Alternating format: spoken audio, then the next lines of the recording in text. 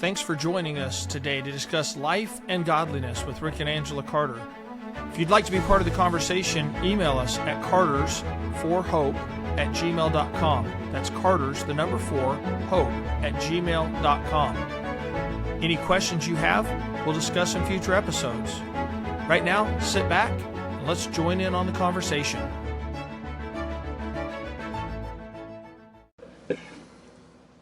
Welcome back. We are in Stratford, Texas.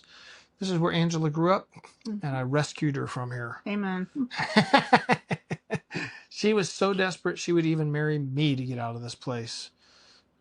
In 3 days. In 3 days. Yeah, that's true.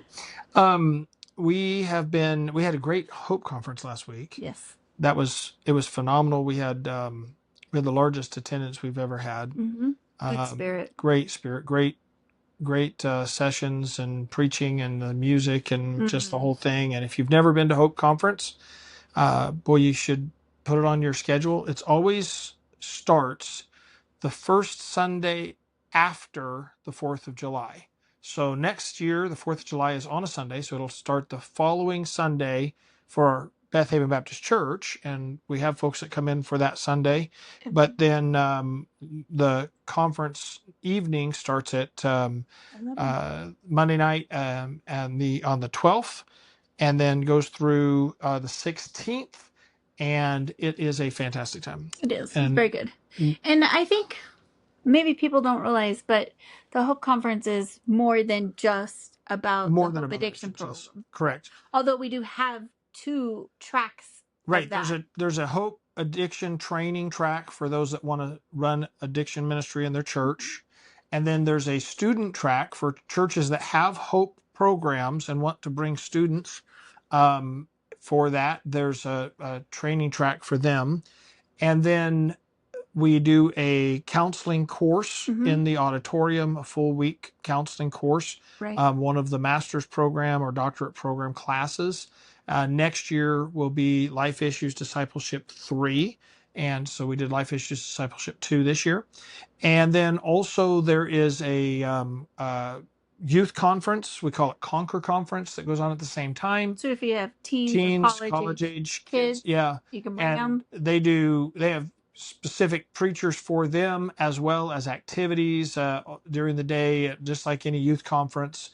And then we have a children's program that goes all week long where they have several sessions for them during the day, but they also go to the zoo, the science museum, and special activities, and we have a nursery. So it's literally the entire family can come and be engaged and have a great time. Right. And it's just fantastic. Yeah. And then the revival services at night. Right, so, right. And we really can't say enough about Beth Haven Baptist Church and our pastor, Josh Carter, and Rochelle, his wife, and the investment they make every year in this conference, and the people of Beth Haven just really sacrifice and serve.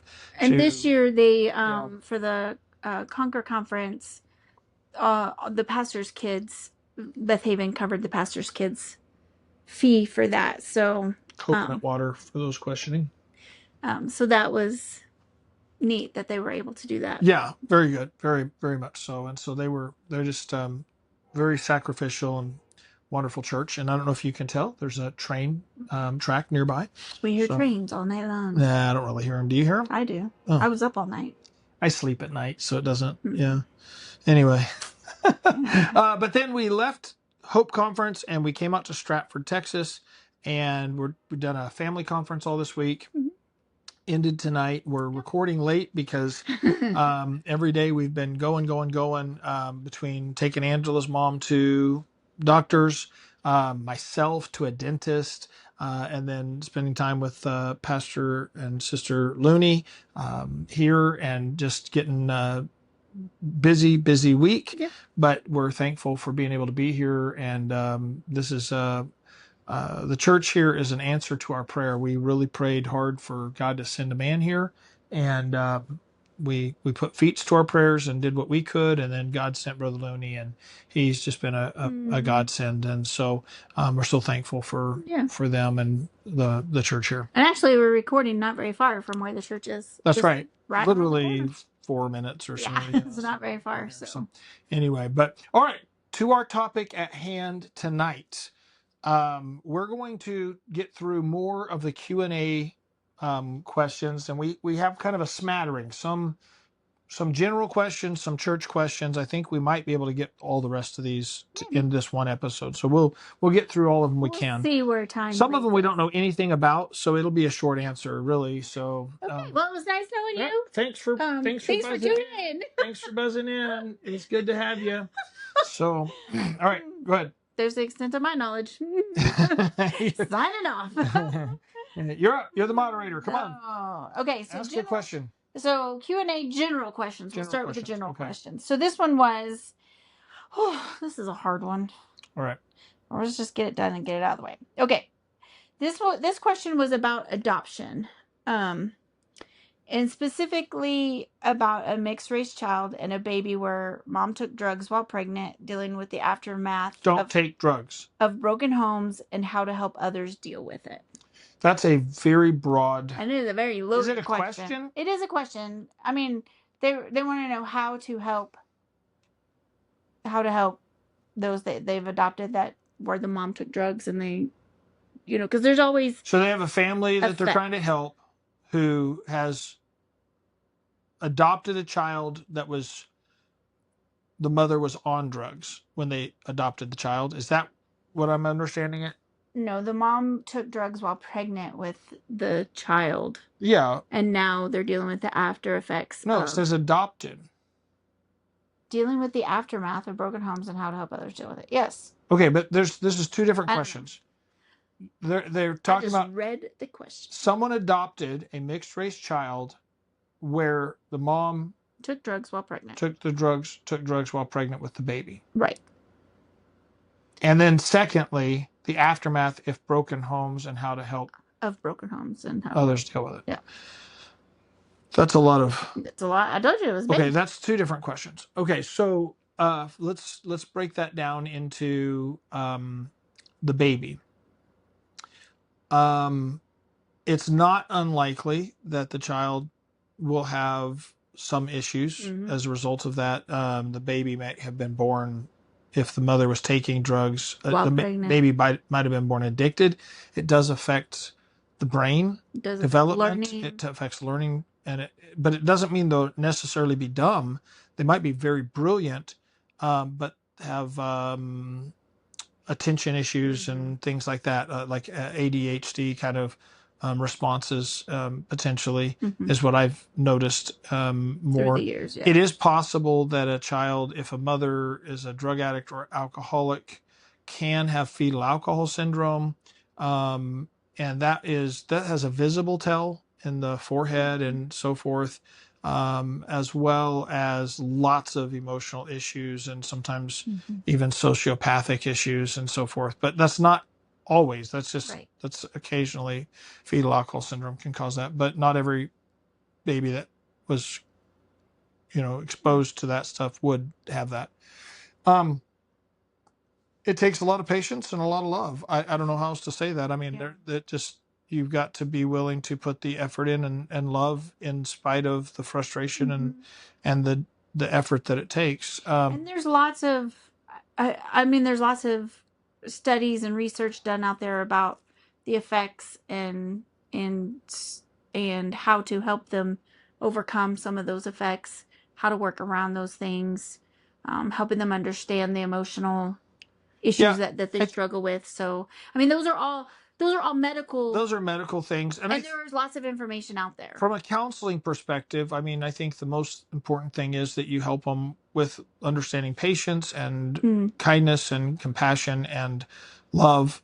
And they're going to need to be consistent in their biblical principles and so forth. So all the biblical principles we write about in the Raising Godly Children book would be applicable here.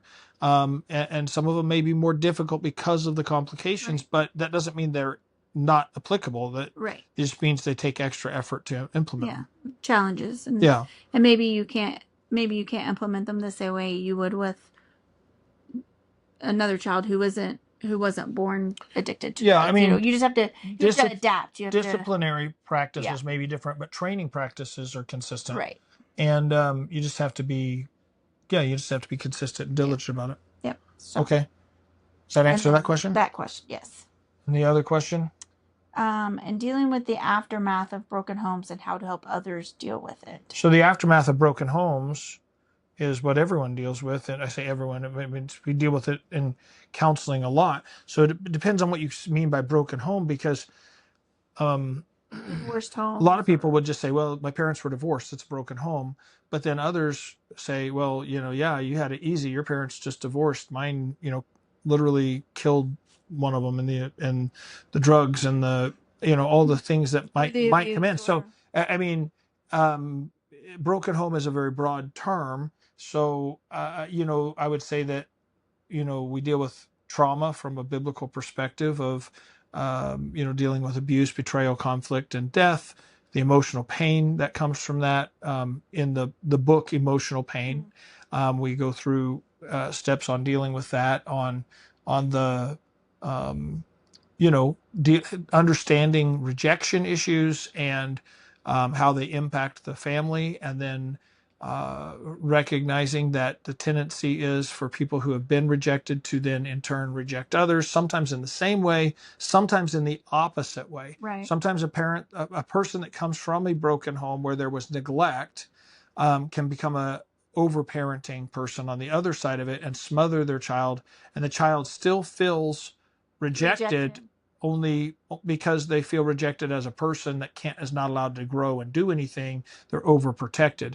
And we call that helicopter parenting, right? And so rejection can manifest generation to generation in different ways, but it generally comes out in some fashion. And the only answer for that is biblical acceptance, right? Accepting God's acceptance and creating an outlet with Him in an opening to God, letting that pour out to Him through prayer, and letting the Holy Spirit minister to your heart and through it, and experiencing the acceptance of God in a full way.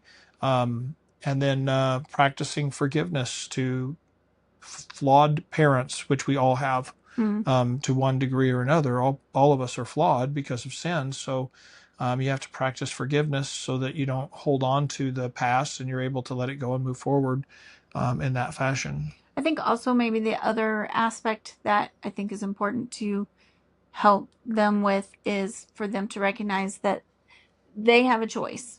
Yeah. They don't have to keep repeating this pattern. They have a choice to be different. They have a choice to accept the Lord. They have a choice to walk with God and to change how they think too. And that's one of the things. We've done several episodes on destructive thought patterns. Those are often they're inherited thought patterns. We learned from our parents, and then we still hold on to them. And we may despise our parents for their behavior and still think exactly like them. And so we have to renew the mind and cast off those wrong thinking patterns. Yeah, and then as to go along with that is helping them understand that they can't blame their choices on their parents or their you have family. To take responsibility, 100%. Yeah. So every person has to take responsibility for themselves. So I think that's probably the two biggest areas, aside from the dealing with the trauma side or the abuse, betrayal, and conflict, and all of that. So I like that. Okay. Go ahead. You want the next? Yes. Let's see. Okay, I don't understand this one. This has got one of those $10 words in there. So this one is how to teach those with neurodivergent thinking and how to help them learn the Bible more. Right. I was going to look that word up. And neurodivergent means they don't think like other people.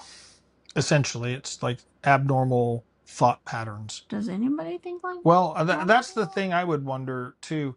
Sometimes we see those type of terms. Neurodivergent is a term about not thinking like other people think. Right. And so, there's a thought process that's different there. They process things differently. They learn differently. I think more generally it has to do with like this sense of, all right, some people they can't read a book and learn. Oh, okay.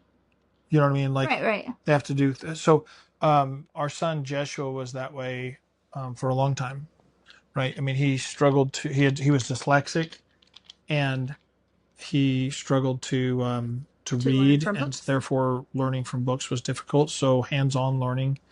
That's why we moved to the country. I mean, we've talked about that before.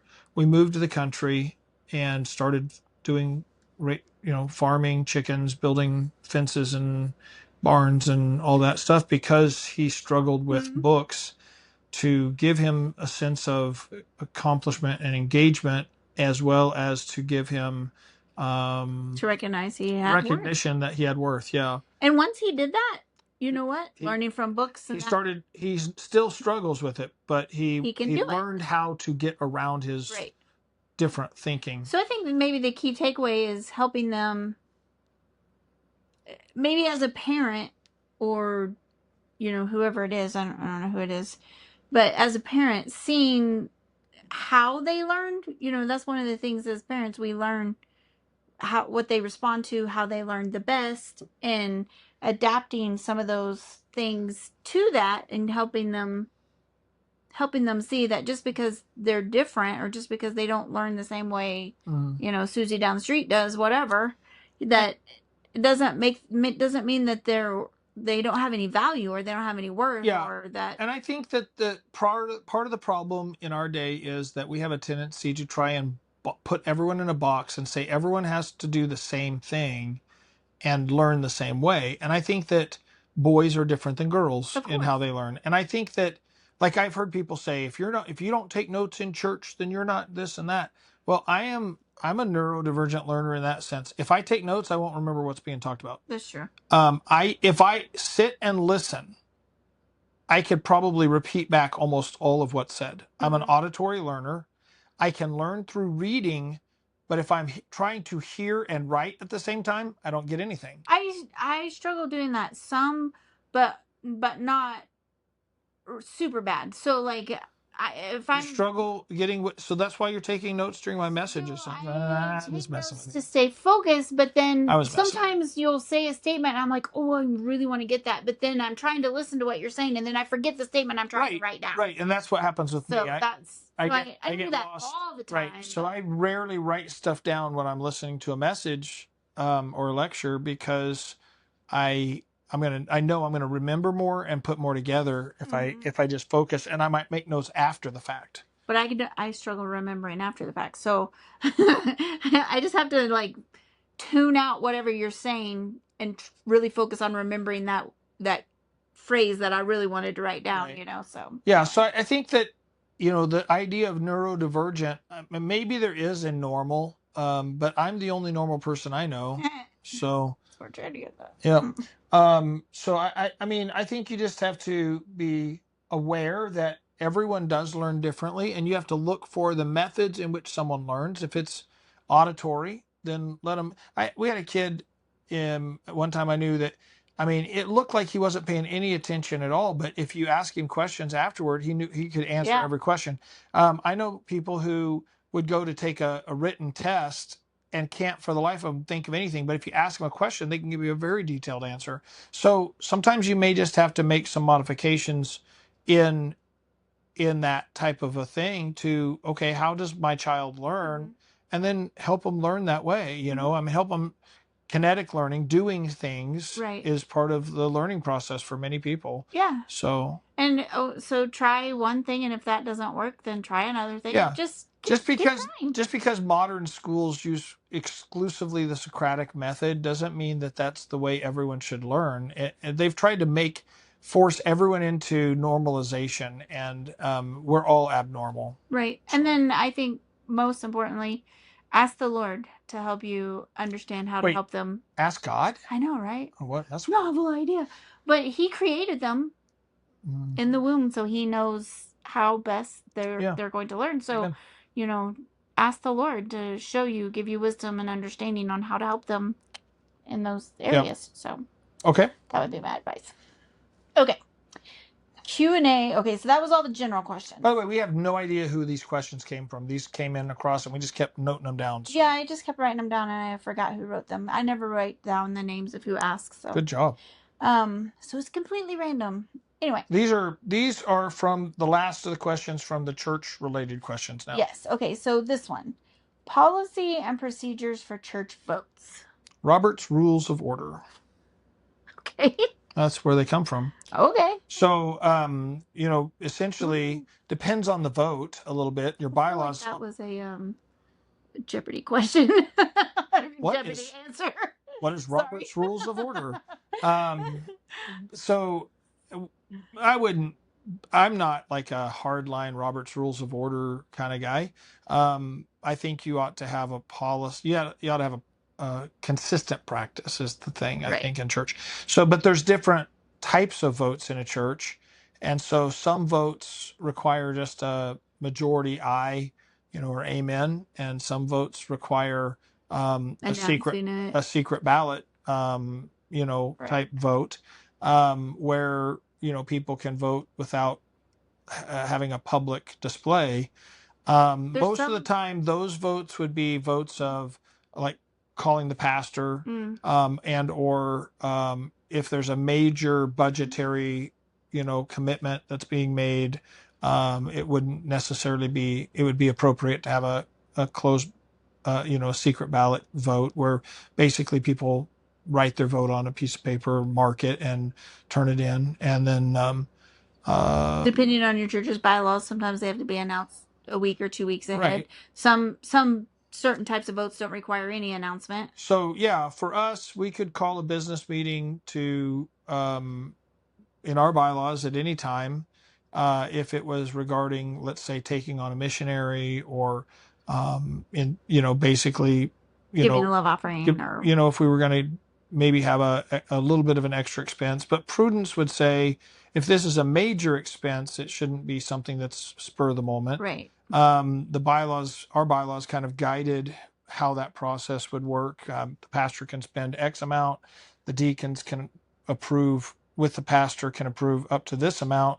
And then beyond that, there had to be a vote of the church. So if we were doing a vote on an expense, it was a little bit of a larger expense, and so it would be a time where I would explain what was going on. We would put the information out, and we would announce we're going to have a business meeting, at a certain time, and so forth. We didn't vote on whether or not to pay our bills or to buy toilet paper. That type of stuff to me is going to an extreme. I mean, you've already used the electric. Yeah.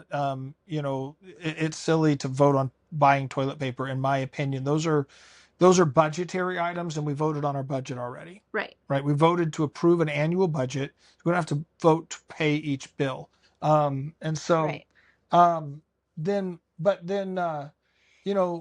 like taking on missionaries, voting to receive membership, those are things that we would do on the spur of the moment. Sure. I say spur of the moment, but in a service, we didn't have to have a for authorized meeting or something like that. But then the big stuff like incurring debt, electing deacons or the pastor. I mean, we had our annual business meeting. All had to be announced 2 weeks in advance. Yeah, our annual business meeting where the budget was discussed and new officers were selected if necessary, and those type of things. That's set annually and then announced weeks and months in advance sometimes. So right. I think probably maybe the biggest thing takeaway from that is,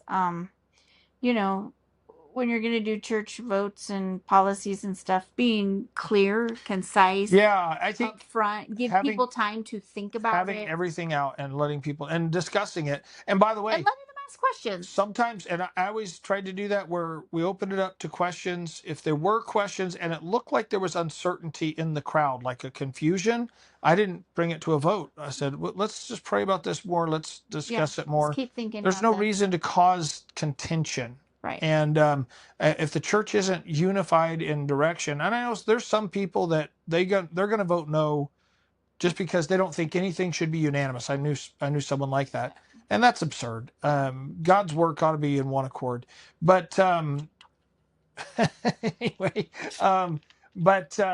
the thing is that a wise leader doesn't create chaos; he calms chaos. Right. And so votes should be done in such a way as to build confidence, not hurt it. Right. Absolutely. And I think it's important that in the middle of a discussion, someone yell out, "Robert's Rules of Order! Robert's Rules of Order!" I don't know why, just for fun. Okay. Anyway. Well, I got that out of my system. On to the weirdness. So next question. Next question. How to deal with someone who only comes to church when you visit or call every week? Stop calling. I don't know. I think that there's times. Probably not a good question for me tonight. I think there's times based on certain circumstances that you give people, that you reach out to people. It's also a reality that at times people like that can steal effort and engagement from people who otherwise would desire it and would be growing.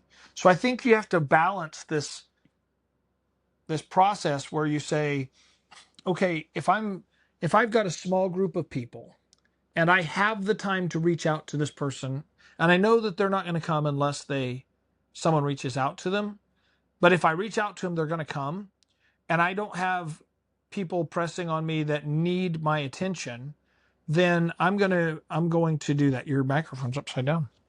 Well, anyway, top today. Then I'm going to do that. I'm going to reach out to them.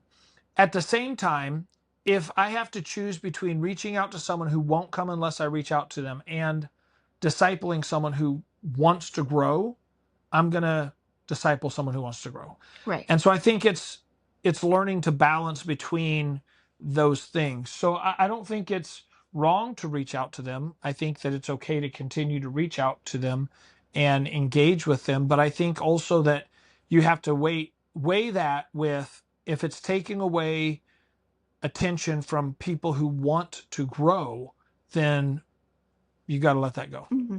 And there's nothing wrong with letting that go. If they don't want to grow, if they don't make the effort, if they're not going to make the effort, then that's on them. And it's not the pastor's responsibility to coddle every person into coming. No. His energy ought to be spent on ministering to those who want to grow. Yep. And I think that's true also in regards to like people who are high demanding people. Just because you demand my attention doesn't mean you deserve my attention. Right. And the truth is that Paul said in Timothy, he said, the things which thou hast heard of me among many witnesses, the same commit thou to faithful men who shall be able to teach others also. So the reality is a pastor has a biblical obligation to invest the majority of his time in those who are faithful, one, and two, who are able to teach others also. Mm-hmm. And so his effort is best spent and most biblically spent on helping those who are able to help others. Right. So if this person is a dead-end street, they're not looking to help anyone else. They're just demanding. They just want attention. They just want your time. They drain your time. And emotions and mental capacity and all the above. Yeah. Then no, they shouldn't get a priority. Now, that doesn't mean if I have extra time that I should ignore them. But it does mean that they should not have the priority above others who fit the biblical model of faithful who are willing to teach others. True. Right. So the mindset. Don't be those people. Yeah, that's true too. I think the mindset has to be, for a pastor, right? It has to be discipleship first. Right. Not being everyone's nursemaid. Right. You're a discipler. You're to grow them. And if someone refuses to grow of their own volition, right, then that's between them and God. But your time ought to first be spent with those who want to grow. Yep. I second that. I concur. Let's have a vote. We got to call this meeting to order. All in favor of calling the meeting to order, say aye. Aye. All right. And so are there any no's, any negative votes? Anyone? No? Okay. So the call has passed. And so the rules say that we are now to open in prayer. Oh my goodness. You're one of those rule followers. I like rules. I know. All right. I'll also lay this aside. Next question. What to do about someone who is faithful to attend but doesn't join? Ooh. We just had this discussion. Yeah. We didn't talk about it here, but we've talked about it recently. So we had a lady at Beth Haven, sweet lady. Very sweet. 4 years ago, maybe just over 4 years ago, started attending. And I want to say this, to me, there's a lot of people who are not like this. Most people, I would say, were more like they would visit and they would know pretty quickly if they wanted to join or not, right? So they were like maybe short period of time, and a couple month or less, Right? Or maybe around a couple months. This lady started attending. We visited with her early on. She was saved, had a testimony of salvation, but needed to be scripturally baptized. Mm-hmm. And she just said, I just don't know that I want to do that right now. I don't know if I feel comfortable with that. And I said, that's fine. And I would tell people, you're welcome to visit, but, visiting doesn't make you a member. So there are some things that you cannot do, right? You're welcome to visit. You're welcome to come to our public fellowships and activities. You cannot participate in some things such as the Lord's table. You can't participate in serving as a teacher or in the nursery, music ministry and those type of things, but you're welcome to come and, take part in any public service. Right. And she did. She was very faithful. She did. And a very sweet lady, always had a great spirit. Always. And very faithful, more faithful than some members at times, to be honest. Yeah. 4 years. And just 2 weeks before Hope Conference, yeah, we were at church, Beth Haven. We weren't, was it the week before? No, yeah. The week before you preached, yeah. I preached that Sunday, and she got baptized. Yeah. No, she got baptized the Sunday before I preached there. Yeah. So 2 weeks, yeah. So anyway, so she got back. She just came to Pastor Josh and she said, I think I'd like to join the church. She'd been coming for 4 years. And so I think there's a caveat here of why are they not joining? But I think also we shouldn't be necessarily pushy of you better join or else in that sense. I think though, if someone's not joining and they're causing problems, now that's a different question. Right. If they're not joining and they're just not there yet, I give them space. Yeah. I mean, I don't demand. And we checked up on her. Sure. I talked to her a couple times. Josh checked up on her, like, is everything still going okay? Yeah. You still, if you ever do want to join, this is what you would need to do. And, Yeah, but the thing we is, didn't beat her over the head with it. Right. But I mean, we have had people in the past who didn't want to join, but they did want to cause problems. And we invited them to not continue coming. Exactly. And that's just a reality. We just told them, hey, this isn't the place for you because you don't agree with things here and you're not a member and you won't submit to the authority of the church. So it's time for you to go. And you say, did you tell them it's time for them to go? I did. Yes. I told them it's time for you to go. You're causing problems and dissension, and we don't have such custom, and you're not even a member. So it's time for you to go. I had one guy, he came 4 weeks. The second week he came, he wrote a letter and gave it to me to let me know that he was a terrible preacher. That our choir was the worst one he'd ever heard. Yeah. And then the second time he came in and he said, by the way, I visited such and such church across town and he's a much better preacher than you. And I'm like, okay. That's nice. And then the fourth time he came. So the first time he didn't say anything, but the fourth time I came out at the end of the service, he came out angry. Oh yeah. People in this church, they just talk all the time and they're just this and this and this. And I've said every place and these people, they don't listen. They just talk. What they were doing was saying amen. And so I just looked at him and I said, it's obvious this isn't the church for you. You don't like the music, you don't like the preaching, and you don't like the people. See ya. You better start going somewhere else. And he just looked at me and I said, it's okay for you to not like it here, but it's not okay for you to not like it here and come complain every week about it. So it'd be better if you found another place to attend. And he never came back. And I was okay with that. And you know what? Our spirit was great. Yeah, it didn't hurt the church. No. But he could have, if I was so intent on trying to keep him and please him, Yeah. I would have hurt the church. Yeah. So don't be that person. Don't be that person. Don't be dumb. Yeah, don't be dumb. That's what Angela wants to say. Yes. Um, Dan's the worst. Dan's the worst. All right. That's all. That was all the questions? Yeah, that was it. Okay. Interesting. So we're out of Q&A questions, folks. So you could start submitting them when we feel like we have enough for another episode of Q&A. We'll do that. Yeah.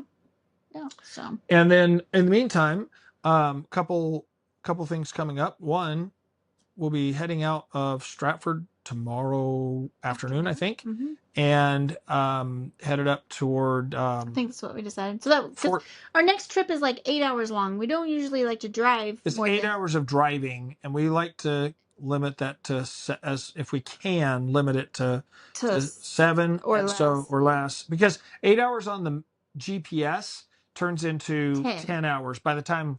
You know, you got to tear down, you're moving, you're stopping for gas, for fuel, food and stuff. And then you're, setting up on the other end. So it makes a very long day. So we're kind of discussing it this evening and we're like, we're going to divide that into be better. couple days, partial days instead of one really long day. It's easier on the equipment too. It's easier on the equipment. It's easier on this equipment because we're old.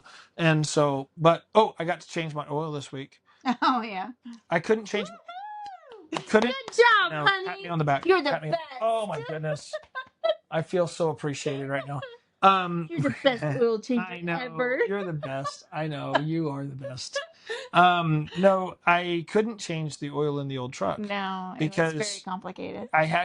Literally, you had to disassemble a whole side of the engine with the air intake stuff and some other things. And then you had to crawl up into the hole and reach underneath where you couldn't see. And the oil filter was back, even with all that stuff out, you couldn't see it. Yeah. And it was just very difficult to get to. So I was able to. The new truck has the oil filter in a canister up top. It was so easy. And I just popped like I used to change the oil. You just take out the plug. A lot of cars have the oil filter down below. Yeah. But this one's up top. It's even easier. Yeah. So so I was excited about that. Did an oil change this week, and I helped fill the washer fluid. Yeah, Angela's the best. You're the best washer fluid filler. Anyway, but then, one thing. Pray. We may have lost everyone by now. Probably. Sorry. Next year, we're going to do another Hope Conference down in Mexico. Oh, yeah. And we're also going to do a counseling conference over in the Philippines. Yeah. So we appreciate your prayers for that. But we're raising funds right now to print Hope materials take to Mexico. And it costs $750 per church down there that we take materials to. And our goal is to take materials to 20 churches that'll be at the conference. And then that $750 provides enough Hope materials that are already translated into Spanish. It'll provide enough Hope materials to be able to produce, for them to minister to 100 addicts in their community. And believe it or not, 20 churches, enough for 100 addicts for 20 churches is 123 cases of paper, I think. Which is a lot. And so it's all a lot of weight. The 750 covers all of the paper. It covers all the printing and the man hours to do that. And it covers the transportation to get it all down there and have the meeting. Yeah. So anyway, so if you know of a church that might be interested in investing in that, that would be a great blessing. We've had $4,250 committed so far. Yeah. So our total goal is 15,000. 42.50. And so we're praying for God to supply that 15,000. And the conference, we were planning on the conference being next March, but the pastor there in Mexico has reached out to a lot of the churches, and they said, hey, if we could do it in June, it would be the end of June would be better for everybody. We'd have more pastors able to come, be there. and I think we would have 20 anyway in March, but we won't be able to take enough maybe for every church if we have more than 20, but our goal is to have at least enough for 20 churches to be able to minister to 100 addicts. And not every church is able to minister to that many. Sure. So anyway, so that's a starting point for us. And then we are going to be going to the Philippines and doing that also. And watch, if you're interested in biblical counseling certification, watch BibleCounselors.com. We're fixing to make a major announcement and a major change, and I'll talk about that more next week when we do our podcast next week. Okay? Anything you've got to add here? No. Nothing? Just no. Wow. I know. It's late and It's been a week. Praise the Lord. It's been a good week, though. So thanks a lot. God bless you all. Have a great week.